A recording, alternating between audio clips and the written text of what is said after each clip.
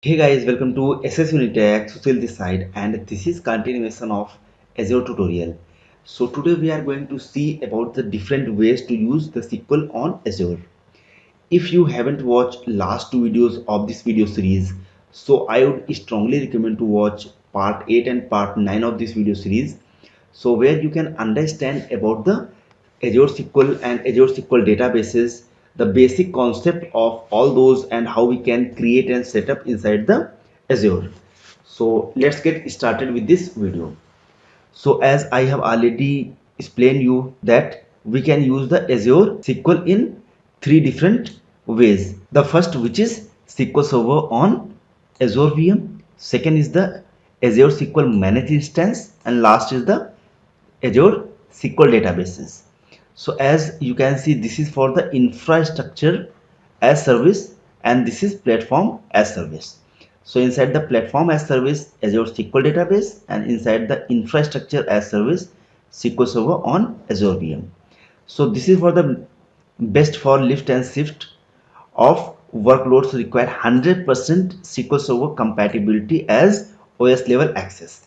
So on that level, we can use the SQL Server on Azure VM. Second is the Azure SQL Managed Instance. So this is best for the modernization existing app. And last for the Azure SQL database, which is platform as service. So this is best for the modern cloud applications. So go to the next slide and we'll try to use which is good over all these. So here we'll be going to see the difference between Azure SQL Managed Instance and Azure VM. The first is the serverless, second is the managed instance, and last is the SQL VM. So first is good for the single database, and second here we can see the managed instance. So this is best for the migration to cloud, and this is best for migration to cloud. So this is good for the single database and this is good for the while we are going to migrate to cloud. Second, we can see the elastic pool we can use here. Elastic pool we can use, and here we can use the lift and shift option. Next we can use database server. Here we can also use the database server, and here can be moved without any changes. So we can move the database without any changes.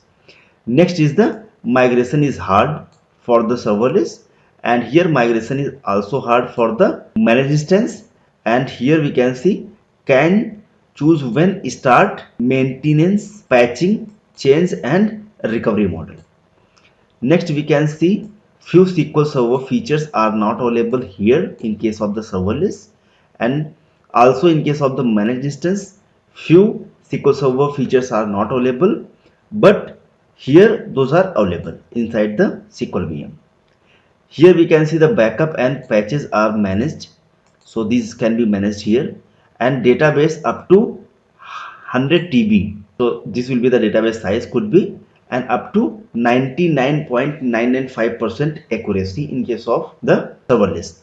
And in case of the managed instance, the backup and packages are managed and database could be up to 100 TB, and again it would be 99.995%. And in case of SQL VM, this can be caused the service, and this will be highly customizable, and it will be accepted downtime while making the changes to storage CPU, and it will be up to the 256 TB storage, and which is very more than the managed instance and serverless option. And next it will be 99.99%, as you can see the availability. As per your requirement, you can either choose the serverless option, or we can use the managed instance, or we can choose the SQL VM. So these are the main features that we can use between serverless, managed instance and SQL VM. So I hope guys you have understand when we can use one or other. So thank you so much for watching this video. If you really like this video, please subscribe our channel to get many more videos. Don't forget to press the bell icon to get the notification of our newly uploaded videos. See you in the next video.